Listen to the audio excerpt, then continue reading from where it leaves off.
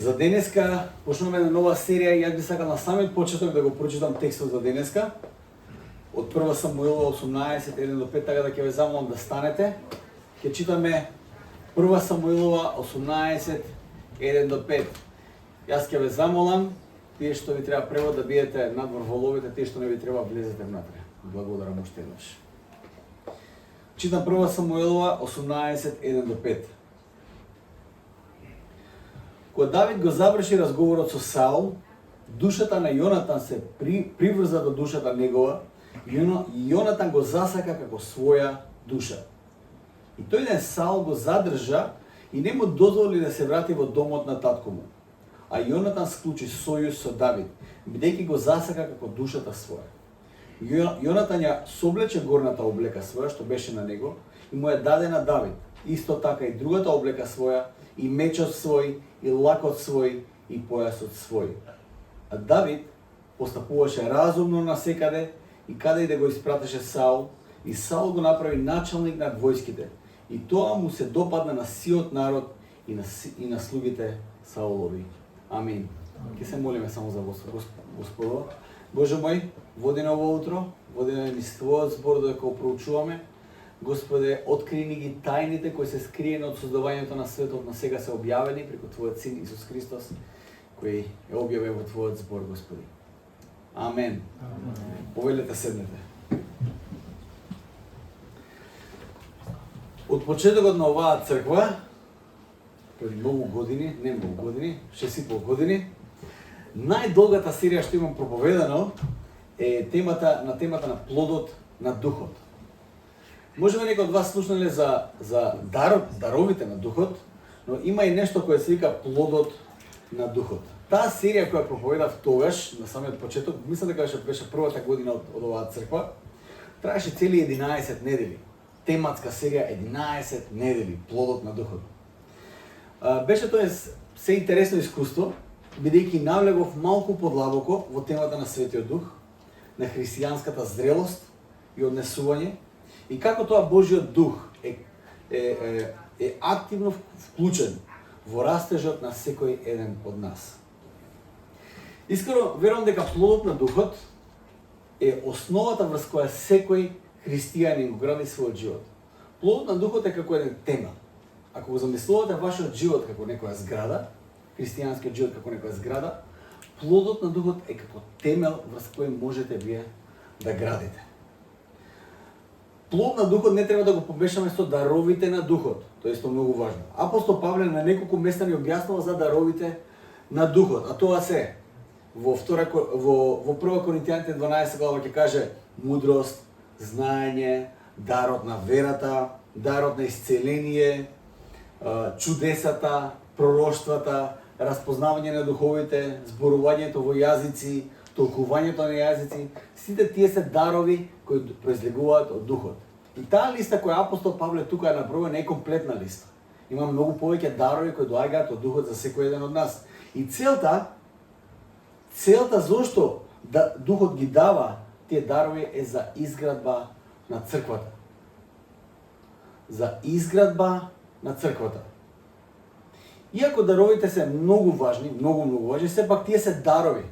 Никој од нас не може да се фали дека постигнал нешто или дека е нешто посебен затоа што добил некаков дар. Чим е дар, тогаш не си го изработил или заработил, туку си го добил.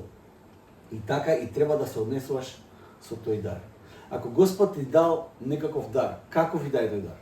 Дали е дар на јазици, дар на мудрост, дар на толкување, не знам што и да е. Дар на чудеса, тоа е дар од Светиот Дух. И како таков треба да го користиме. Не смееме да се фалиме со тој дар. Од една страна, апостол Павле го опишува тоа за да коригира еден духовен, ја би рекол, елитизам. Во Коринт се појавил тој духовен елитизам. Кој поважен дар добил од Светиот Дух? Некои имале дарови на јазици, некои дарови на исцеление, некои дарови на пророштва. И почнал некој надпревар во црквата во Коринт, кој дар е поважен, кој е по онака И тоа е интересно дека даровите кои се онака се манифестираат подраматично, во црквата знаат да имаат многу повисока улога. И луѓето кои ги добиле тие дарови знаат да почнат да се фалат со тие дарови. Павле го пишал токму за да го адресира тој некој духовен елитизам кој се појавил во Корин, кој наместо преку даровите добиени од Бог да ја изгради црквата, луѓето почнале да се фалат со даровите и така се појавила подела во црквата. Моментот кога дарот излегува од својата улога и се користи за нешто друго, веднаш се појавува поделбата во црквата. Веднаш на тие откај едниот и на тие откај другиот. И на тие од тој табор и на другите од другиот табор. И сега тоа, како што кажав, не е комплетната листа. Ништо ново не се случува и денес, кога во црквата се случува иста работа. И денес се појавува тој духовен елитизам, може да се појави секаде. Или како сакаме, може да го наречеме кој наместо да ја изгради црквата, има всушност потенцијал да ја раздели, да ја подели. Знаејќи го тоа апостол Павле, веднаш после оваа глава, каде зборува за сите тие духовни и надприродни дарови, им кажува дека сите тие нешта се добри и треба уште повеќе дарови да бараат од Бога. Ги охрабрува апостол Павле, вика тоа се дарови, да, треба да функционирате како едно тело, на кое главата е Христос. Ма барајте повеќе дарови, Господ го даде уште повеќе. Но апостол Павле продолжува и вели вака: но има еден пат кој е уште повозвишен од овие дарови. Повозвишен пат. И веднаш после 12 глава во 1 Коринтијаните, знаете ли што следи? 1 Коринтијаните 13 глава. Патот на љубовта. Мислите дека дарот на јазици е многу важен? Апостол Павле вика важен е. Има еден повозвишен пат. Патот на љубовта. И тоа што следи е, како што кажав, најубавата химна за љубовта која некогаш била напишана. Патот на љубовта е највозвишениот пат кој некој од нас може да го оди. Истите дарови кои апостол Павле ги набројува овде како важни за изградот на црквата, во контекст на отсуство на љубовта Божја, се дарови без никаква сила и без никаква цел. Знаете, апостол Павле тука кажува важна е верата. Мислам, може ли верата да не е важна? Верата е многу важна. Може ли дарот на пророштво да не е важен? Може ли дарот на знаење, на мудрост да не се важни? Не е можно, тие се многу важни дарови. Но видите што апостол Павле пишува во 1 Коринтијаните, вели вака: да зборувам на сите човечки јазици, па дури и на ангелски, штом љубов немам, ќе бидам бакар што звони или кинвал што звечи. Вика, и си викам, окей, тоа може би е нешто кој може да го научиш. А вели вака, да имам пророчки дар, и да ги знам сите тајни, и да го имам сето знаење, и така силна вера, што и планини да преместувам. Ако љубов немам, ништо не сум. И да го раздадам целиот свој имот, да го предадам телото да ми изгори, штом љубов немам, ништо не ми користи.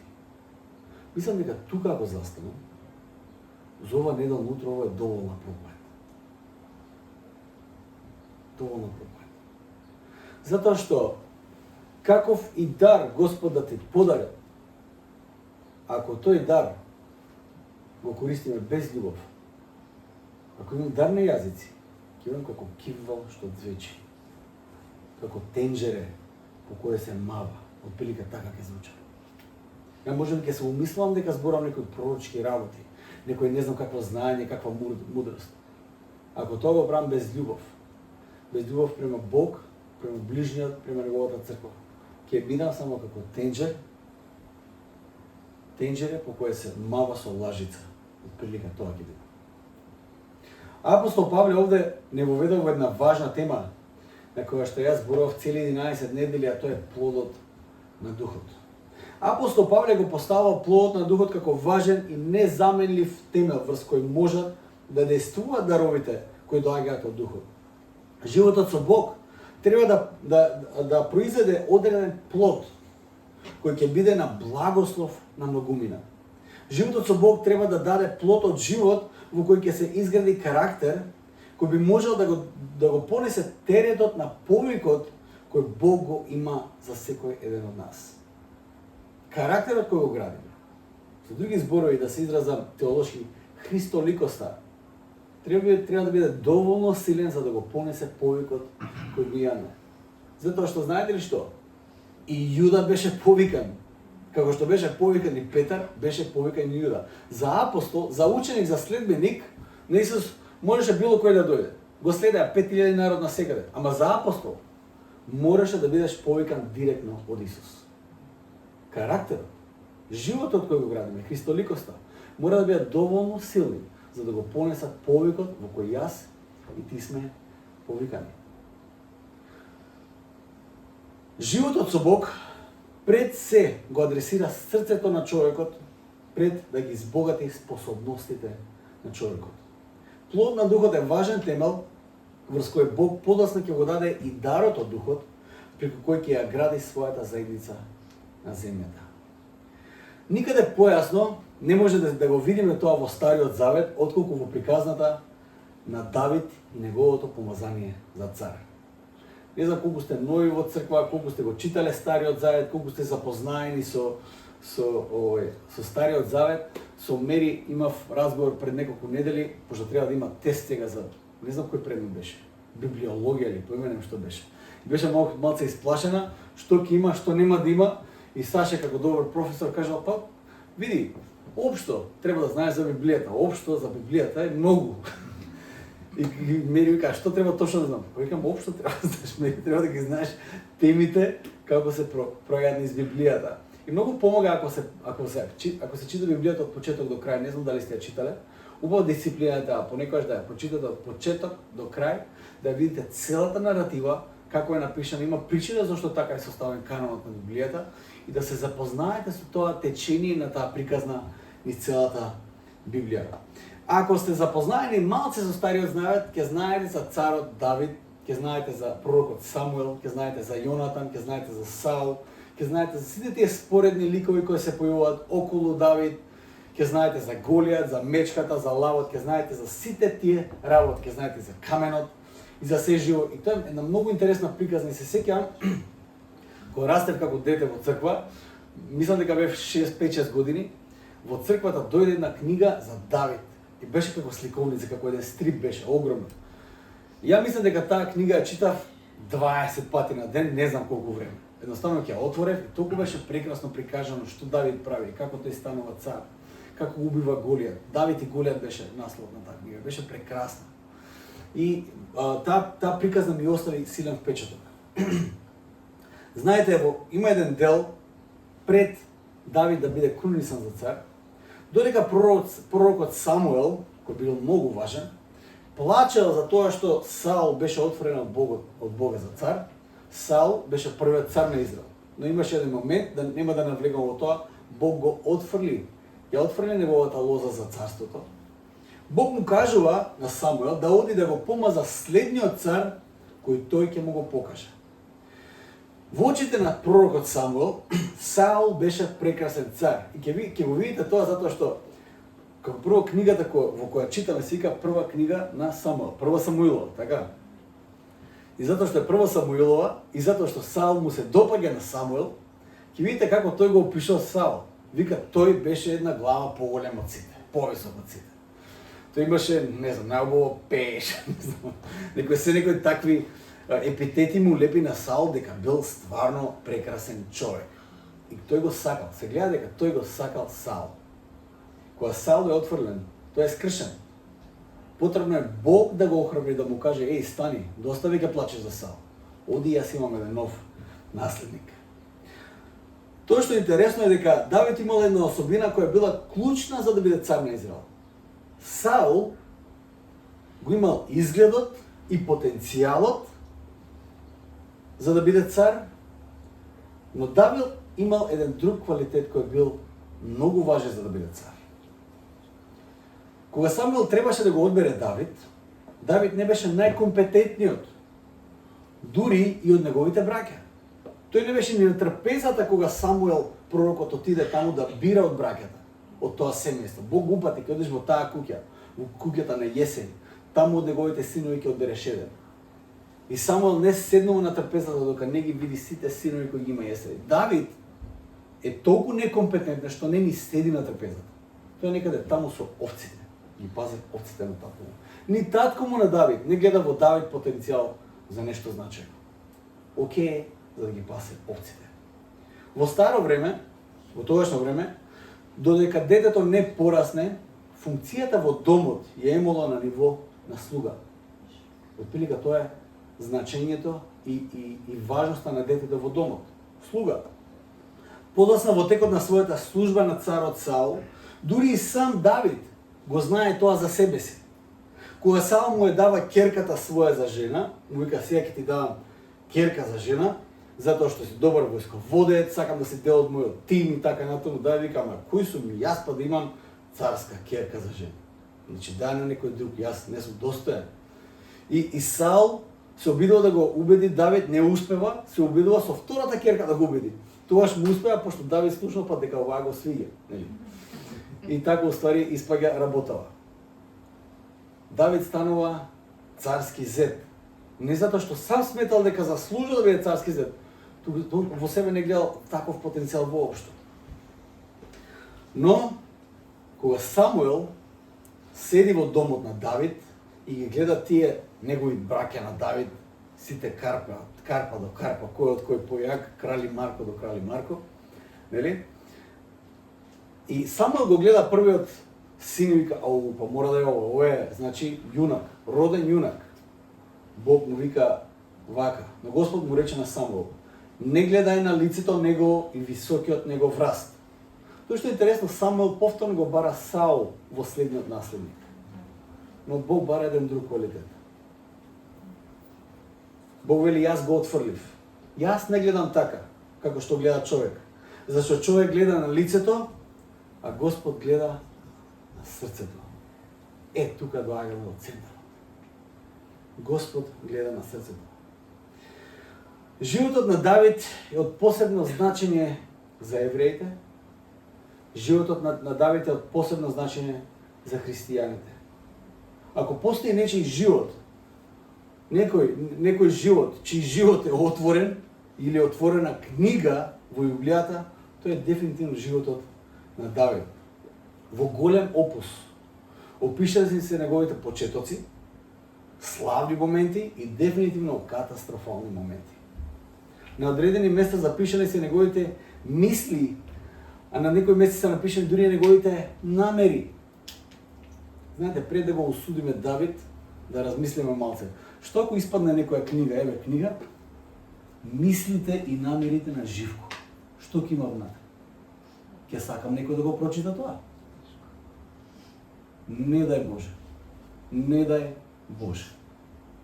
Мислите и намерите на Живко. И тоа го има за Давид. Неговите мисли, неговите намери се отворена книга во Библијата и можеме да читаме за него. Давид во својот живот здобил многу пријатели, многу непријатели, здобил многу жени, но од едно пријателство мене ми остава силен впечаток. Пријателството со Јонатан. Во прва проповед од серијата Еден на друг, во која проткаем плодот на духот, сакам да го разгледаме ова важно пријателство. Не знам дали сте го читале тој дел од Библијата, дали сте запознаени малце за пријателството на Јонатан и Давид, освен некои онака генерални информации. Ова серија дојде, морам да кажам, како инспирација од Джена, која на еден состанок со тимот кој го имавме, нагласи потребата за душебрижничка работа во црквата која ќе биде распределена во поширок размер од црквата. Душебрижничка работа во црквата која ќе се распредели низ црквата. И таа нагласи убаво дека потребно да зборуваме за како еден на друг да бидеме потпора, еден со друг да се грижиме, еден за друг да се грижиме. Секако Живко е пасторот на црквата, но реално ако размислиме за колку луѓе еден човек реално може да се грижи, душебрижнички, и во колку животи би можел активно да вложи пред да се потроши себе си, тоа станува нереално. Зашто црквата со други зборови е замислена да функционира како тело. Како тело. Како црква една од целите кои ги имаме е да правиме ученици од сите оние кои ќе одговараат на Божиот повик. А тоа подразбира растеж на црквата во број. Јас се надам дека нема да оставиме на 40 души. Јас се надам дека ќе пораснеме многу. Прашањето е, на кој начин би можеле ние како заедница да се грижиме духовно еден за друг и да растеме, без притоа таа грижа во целост да не зависи од времето и можностите на една личност. Во овој случај сум јас, но утре до виден ќе биде некој друг. Некој трет ќе биде. Не ни важно. На кој начин ние како заедница да пораснеме, на кој начин да се организираме, на начин на кој ние ќе можеме да се грижиме еден за друг. Така како некој се дојде до идејата за серијата еден на друг или на грчкиот збор алелон. Во наредната проповед ќе дадам малку поголем вовед за тој грчки термин кој се користи во Библијата, но денес сакам да се фокусирам на пријателството помеѓу Јонатан и Давид, кој верувам дека ќе послужи како основа за оваа серија. Она што му претходи на денешниот текст, тоа што го читав, е приказната за тоа како Давид го убива Голијат. Тоа е една малце подолга глава во книгата на Прва Самуилова. Давид инстантно доаѓа до слава помеѓу народот. И веднаш после таа успешна битка, од пастир кој ги пасе овците на татко му, станува важен воен војсководец во израелската армија. Ако сакате приказни за underdogs, знаете ли што се underdogs? Тоа се личности во приказната кои според сите критериуми не би требало да бидат јунаци или да победат. Тоа е тоа. Значи они се наспроти сите, како на пример во Lord of the Rings, Господарот на прстените. Фродо, тој што го носи прстенот, хобитот на малецкиот, тој е обкружен со сите тие цареви, војсководачи, ово, ама Фродо е оној кој единствено може да успее да го однесе прстенот во таа лава и да го фрли таму во таа планина. И тоа е underdog. Тоа е некој кој наспроти сите очекувања доаѓа до победа. Ако сакате приказни за underdogs, ќе сакате приказната за Давид. Ќе ви се допадне многу. Тоа што е интересно е дека приказната за Давид и тој некој underdog мотив го сеќаваме како мотив речиси во сите библиски херои. Во сите библиски приказни се наоѓа таа приказна. Од саме што мислите од кај е инспириран Господарот на прстените? Што мислите ви? Од таму доаѓа. Затоа таа приказна има толку голема тежина и јачина кога ја читаме. Од самиот почеток не беше општествено прифатливиот и вредниот работник кој исто така беше прворедениот Каин кој беше избран. Туку беше Авел. Каин беше првородениот. Оној кој работи на земјата. Оној кој беше вредниот. Оној прифатливиот за Бога беше Авел, кој беше роден втор и кој беше тивок, речиси безгласен. Во текстот Авел не кажал ниту еден збор. Слушав неговото име Авел, значи ништо. Буквално преведено на нашки значи ништо. Човекот е ништо. Во серијата на патриарсите ќе видиме дека оној кој ги исполнуваше очекувањата и критериумите на луѓето не беше оној кој беше одбран од Бог. Во серијата на патриарсите сите првородени се отфрлени од Бог. Сите првородени до еден. Ишмаел и Исак. Ишмаел беше првородениот, но не беше избран од Бог. Исак беше избран од Бог. Есав и Јаков.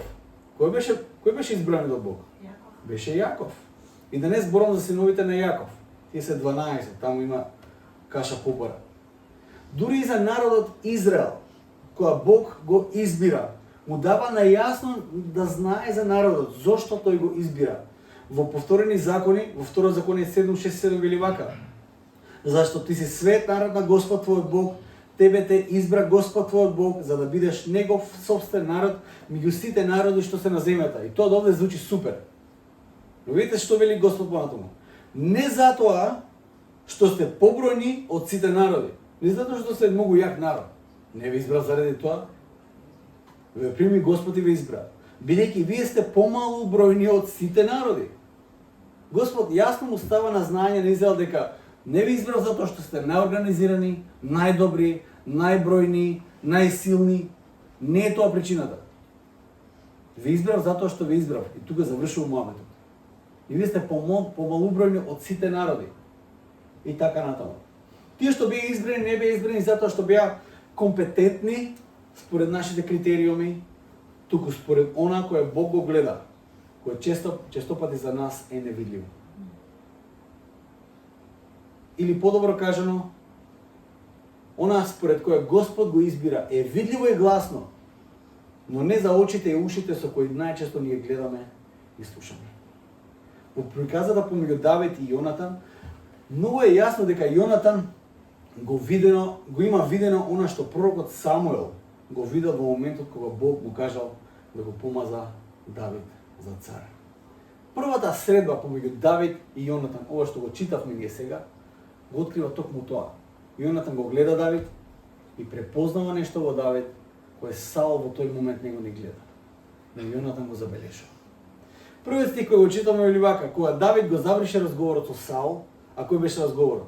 После големата победа, после тоа викање Давид, Саул победи 1000, Давид 10.000 и така натаму.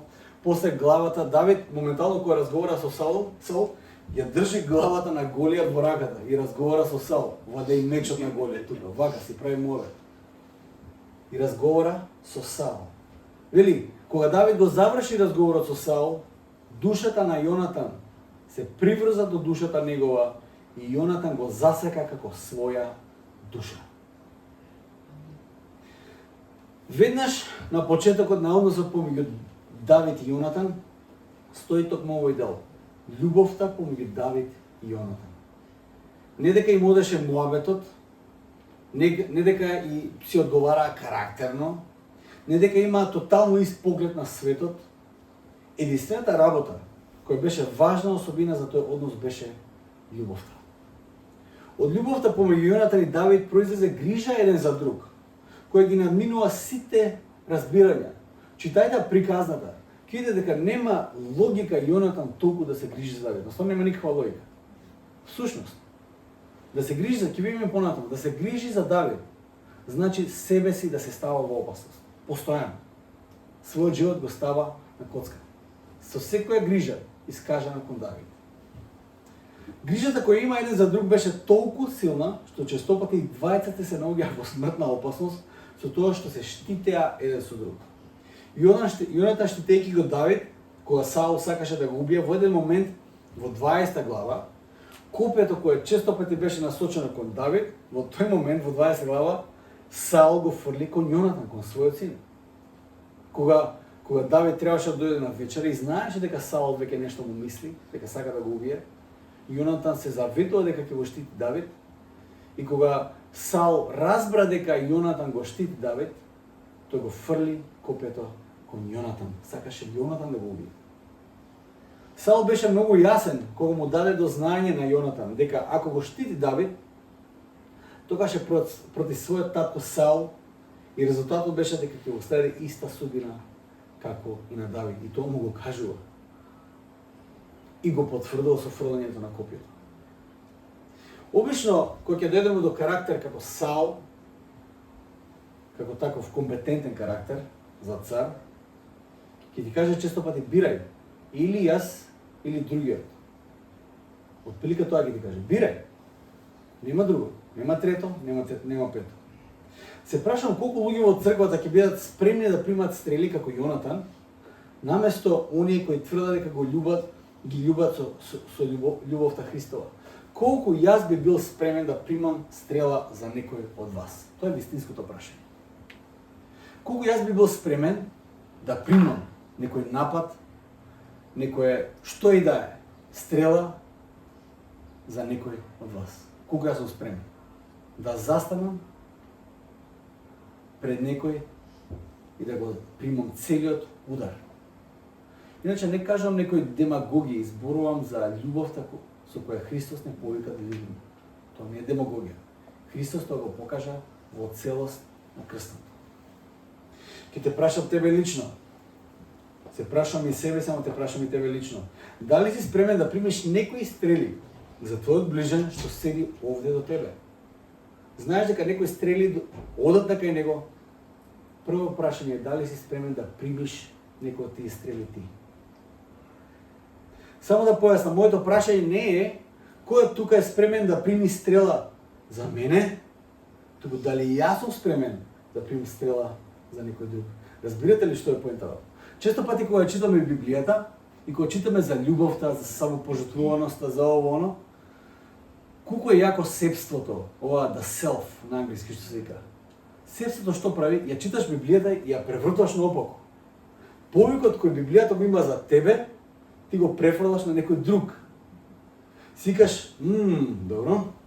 Многу интересно е како сите тие заповеди да се љубиме еден на друг, да страдаме еден за друг, да си помагаме еден на друг, се стават во позиција кој за мене, кој мене ќе ме љуби, кој ќе страда за мене, кој ќе направи нешто за мене, кој ќе ми помогне на мене. И отприлика така ги вртиме работите. Сепството знае да се протне во секој аспект, па дури и во овој. Можеме секоја заповед во Библијата да ја читаме во контекст на тоа кој на мене може да би служи, а не на кој јас можам да служам. Ќе бидам искрен, ова е многу тешка порака и за мене се. Да бидам искрен. Многу тешка порака ми. Посебно кога има сезони, кога имам чувство дека ми треба некој да ми служи мене сега. Стварно ми треба. И го поставам тоа прашање, ама чекам малце, на кого јас можам да служам? За кого јас можам мојот живот сега да го дадам? Тоа е многу тешка порака. Не ќе ни да слушам. А ја слушам, често пати ја слушам. Да се љуби, често пати значи да се страда за некој друг. Тоа значи да се љуби. Овие Холивуд идеи за љубовта се реално многу често пати нереални. Да се љуби значи да се страда. И не мора да одам далеко. Само станете родител и ќе сватите што значи тоа. Како прво земаат толку здраво за готово, крајно здраво за готово земаат. Се жртвуваш, правиш што и се да правиш, но едноставно си родител. Сакаш пожртвувано. Точка. Љубовта. Токму е тоа е првото нешто на листата на која апостол Павле го има наброена како дел од плодот на духото. Кога Давид разбира за смртта на Саул и Јонатан, тој опева една тажачка песна во која зборува за љубовта која била помеѓу нив. Која читаме во 2 Самуилова 1 глава, каде што на некој начин се завршува тоа владење на Саул и почнува владење на Давид. Давид слуша за смртта на Јонатан и на Саул и вели вака, слушате што кажува за Јонатан. Значи 2 Самуил 1:26.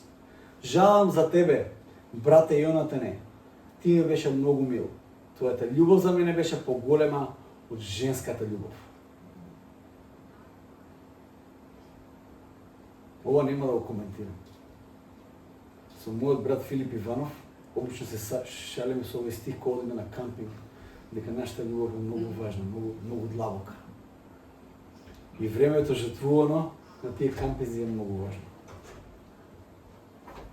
И доаѓаме до следниот стих. Вели, а Јонатан склучи сојуз со Давид, бидејќи го засака како душата своја. Колку овој стих има внатре работи, ќе се обидам да го распакуваме малце. Сојуз, зборот кој се појавува овде на еврејски е берит. На други места тој збор се е преведува како завет. Сојуз, завет. Истиот збор се користи кога Бог склучува завет со Ноe и се заветува дека нема повеќе да го уништи светот со потоп. Истиот збор се користи кога Бог склучува завет со Авраам, дека ќе биде благослов за сите народи. Заветот во библискиот контекст е раскинлив само со смрт. Тоа не е договор кој се склучува па и да има излезни, како се кажа тие таму точки. Оно што е посебно во овој завет е што го носи Божиот карактер во себе. Оно што Јонатан го склучува заветот со Давид е значено е тоа што и го има Божиот карактер во тој завет. Заветот кој Јонатан го склучува со Давид не е завет заради некои взаемни придобивки или заради некој договор на ограничување како што Лаван го склучи со Јаков. Ако се сеќавате на таа сцена, Јаков бегал од Лаван со своето семејство. Лаван го среќава, го наоѓа Јаков и наместо да го убие, вика вака: нема да те убијам, ама ќе склучиме завет. Каков завет? Вели, од оваа линија ти не смееш да поминеш више. Ни па јас ќе поминам. Тоа е завет на разделба. Заветот кој Јонатан го склучува со Давид е завет кој ги обединува до самиот крај. тој истиот завет, сличен завет преку кој завет Бог се заколна во себе си дека ќе го испочитува заветот на Авраам до самиот крај.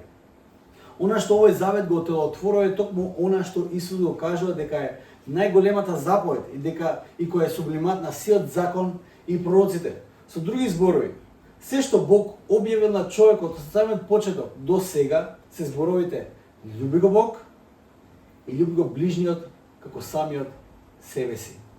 Токму љубовта кон ближниот свој, во тој случај Давид, како самиот себе си беше основата на заветот кој Јонатан го склучи со Давид. Слушате го стигот повторно. Јонатан склучи завет со Давид, бидејќи го засака како душата своја. Го засака Давид како што се сакаше самиот себе си. И доаѓаме до тој важен дел, каде што можеби во наш контекст тоа ништо не значи, но во овој контекст значи многу. Во 4 стих вели вака: Јонатан ја совлече горната облека своја што беше на него и му ја даде на Давид. Исто така и другата облека своја, и мечот свој, и лакот свој, и појасот свој. Знаете ли кога принцот го дава својот меч на некој друг? Знаете ли кога царскиот наследник го дава своето оружје на некој друг? Како во тој момент? Дали сме свесни? Дали сме свесни што прави Јонатан во тој момент? Што значи се сојузот? Што значи се заветот кој Јонатан го склучи? На Јонатан му беше многу јасно кој беше Давид и зашто точно беше избран Давид. Ваквиот гест јасно покажуваше што Јонатан разбрал. Но и не само овде, подоцна може да се прочита во зборовите на Јонатан каков аманет му остава на Давид, ни дава до знање дека Јонатан бил целосно свесен за една важна реалност. Важната реалност е следна. Животот на Давид значеше смрт за Јонатан. Сепак Јонатан го штитеше животот на Давид.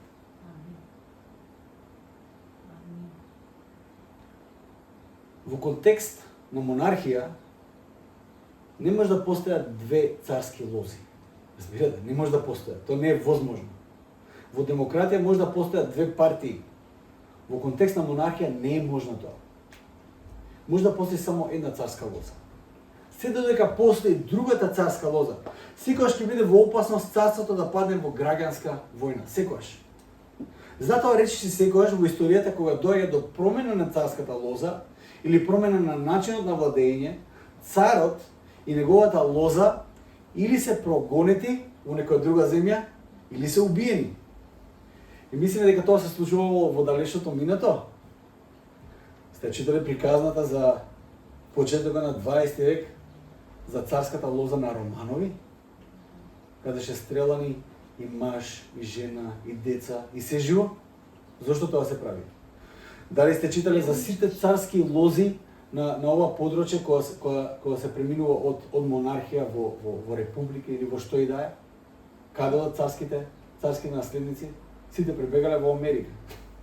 Од таму после се враќаат, кога више нема опасност, нели?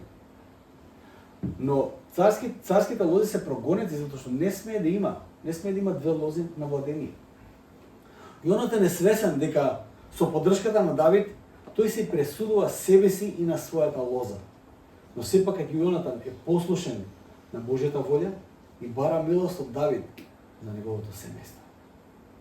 Овие се многу тешки зборови кои Јонатан ги кажува на Давид. Ја не можам ни да го замислам тоа што Јонатан го кажува. Вели вака, во 1 Самуилова 20:14-16 вели вака: но и ти, ако бидеш уште жив, тој го штити, ама не знае дали ќе го заштити до самиот крај од татко му. Направи ми милост, Господова. Ако пак умрам, не ја одземај милоста своја од домот мој. Никогаш. Тоа многу јака изјава. Јонатан му кажа на Давид: кога ќе станеш цар, не го заборави мојот дом. Немој да го истребиш. Немој целата моја лоза да ја истребиш од секаде. Сети се на милоста која јас ти ја искажам сега. Кога Господ ќе ги истреби од лицето на земјата сите непријатели Давидови. Така склучи Јонатан завет со домот Давидов и рече: Господ нека им врати на непријателите Давидови. Што може да научиме од ова пријателство? Многу важно пријателство. Во Божите очи, карактерот секогаш има предност пред компетентноста. Токму затоа што Бог гледа на срце, а не на лице. Христоликоста, а не перформансот, секогаш остануваат суштината и целта на растежот на христијанинот. Карактерот пред се, а не компетентноста, ги користи Бог за да ја спроведе својата волја на земјата. Многу важно. Компетентноста секогаш останува полесна од карактерот. Да се стане компетентен за нешто, секогаш е полесно отколку да се изгради карактер. Компетентноста исто така може да се имитира или да се одуми, но карактерот мора да се изгради. Во контекст на Давид, самите скромни почетоци како најмал во својот дом, беззначаен син кој ќе ги пасе овците на татко му, растежот во верата додека ги пасел овците, надеста секојаш и во секоја ситуација да се надева на Бог без разлика дали тоа е борба со мечка, лав или со Голијат, или во одреден момент борба за својот живот со царот Саул, секојаш се подпира на Божјото водство, без разлика дали за него значи смрт или живот, тоа останува вера на карактерот кој произлегува од вистината и љубовта кон Бог и ближниот. Само погледни на твоите најтешки битки и ќе видиш дека сите тие се на разина на срцето, а не на перформансот. Сите твои битки кои ги имаш во животот, најтешките битки, се на разината на карактерот, ама не на компетентноста. Најтешките битки се на разината на карактерот. Кога ќе се соочиш со Бог во самотијата и тишината, Голијат станува лесна препрека. Ама кога ќе се соочиш со Бог на разина на карактерот, на разина на срцето. И може би прашања кои ќе ни го откријат, ќе ни откријат таа битка се следните. Со која поход се бориш во последно време, во последните години? Многу е лесно во недела сабајле да биме свети, верувајте ми. Мене ми е нелесно. Јас го имам и ова. Ова е потврда дека јас сум свет, знаете ли? Ова е потврда. Гледате ли? Живко е пастор, светиот. Прашањето е со кој поход се бориме константно, веќе неколку години. Кои порази ги доживуваме таму? Тоа е многу важно прашање. Која навика те поразува одново и одново? Дали сте го приметиле тоа? Навиките, обични навики, знаете, тие што сметаме дека не се толку штетни. Ама не несуваат секојдневни порази, одново и одново. И се чувствуваш не како победник, туку како губитник. Се обидуваш некако тоа да го оправдаеш да некако христијанска милост, како и да е. Ама едноставно си губитник, секој ден, одредена навика. Кои се тие работи? И тоа се на ниво на карактерот, на ниво на срце се тие поводи или порази. Или за која карактерна негативна особина секогаш си во искушение да ја најдеш духовно оправдание. Јас сум махер за тоа. Пошто ја знам Библијата, подобро ја знам Библијата од некој од вас, пошто сум го студирал за тоа работа, нели? Јас знам лесно низ Библијата овако да направам еден скратен пат до одредено оправдание за некоја моја карактерна лоша особина. Прашањето е: кои се тие некои оправдания духовни кои си ги имам за некои мои духовни фалинки и слабости? Тоа е многу важно. Тоа не ме прашувам сега да бидеме некако книга на животот на Давид која е отворена пред сите и сега тука сведоштва да катастрофална сведоштва да испокажеме тука и да не се избориме после некој време од срам. Не го зборам за тоа. Борбата секогаш е во тишината со Бог, каде што знаеме да ги видиме тие работи во нашиот живот. Карактерот, а не компетентноста, се нештата со кои Бог е загрижен многу. Моја препорака да секој да нас почнувајќи од мене: вложувај во плодот на духот, а Господ ќе ти го даде и дарот на духот. Вложувај во плодот на духот, а Господ ќе ти го даде и дарот на духот. Плодот на духот ќе биде клучен во изградба на црквата, бидејќи само преку растање на плод на духот во нас, ние ќе станеме сад, преку кој Бог ќе не користи во својот дом и ќе го истори во нас дарот на духот преку кој ќе изградува својата црква. Докаде е нашата христоликост? Докаде е мојата христоликост? Докаде е мојата љубов за ближниот? Докаде е мојата грижа за ближниот? Докаде е заветот кој сум го склучил со Христос? Докаде е заветот кој сум го склучил со неговата заедница? Крштенијето е завет. Завет кој го склучуваме со Бог и во него во контекст на неговата црква. Докаде се до тоа? Да се молиме. Татко наш небесен, Боже мој, тргнуваме на тоа патешествие кој го нареков еден на друг. Господе Боже мој, повикот кој го имаш за нас е да се љубиме еден со друг како што ти не возлюби се, Христе. Како што ти не возлюби. Татко во небесен, имаме потреба од Твоето действување, имаме потреба од Твојата сила, Господи. Имаме потреба пред се од Твојата грижа, Господи Боже мој. Грижа која Ти ја покажа најмногу на крстот, Господи. Фала Ти се, Христе, затоа што беше спремен да умре за нас. И токму ово утре ќе се сетиме на таа Твоја жртва, преку која, Господи, сите ние имаме пристап кон Таткото. Ти благодариме, Господи, за љубовта која искажа за нас. Ти благодариме за силата која ни даваш преку Светиот Дух. И, Господи, сега се молиме за изградба на личноста, на Христовата личност во нас, Господи, да бидеме христолики, Исусе Христе, да бидеме слични како Тебе. Да бидеме Божји деца, кои Ти имитираат Тебе, да бидеме достојни чеда, кои ќе носиме Твојата слава и Твојата светлина навсекаде. Господи, благословене со силата од Светиот Дух, да можеме да го градиме тој плод внатре во нас. Бидејќи верувам, Господи, ниеден перформанс не да биде доволно силен или јак, како што карактерот кој Ти ќе го изградиш во секој еден од нас, кој ќе се сведочи многу погласно од било кој дела и зборови кои ние ќе ги кажеме, Господи. Те молиме, Господи Боже мој, нека нашето внимание, нашата цел биде насочена токму кон тие вредности во кои Ти не повикаш, Господи, токму кон тој повик. Не да правиме, туку да бидеме, Господи.